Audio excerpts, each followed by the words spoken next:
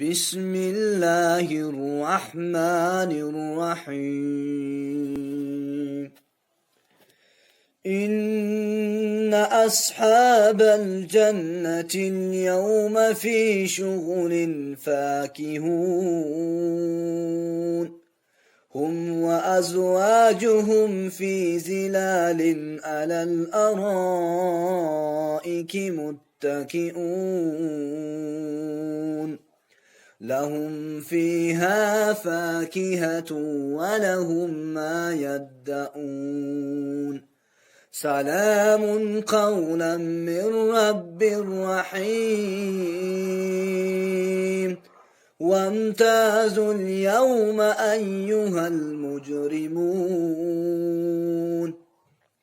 ألم أعهد إليكم يا بني آدم ألا تعبدوا الشيطان إنه لكم عدو مبين وأن اعبدوني هذا صراط مستقيم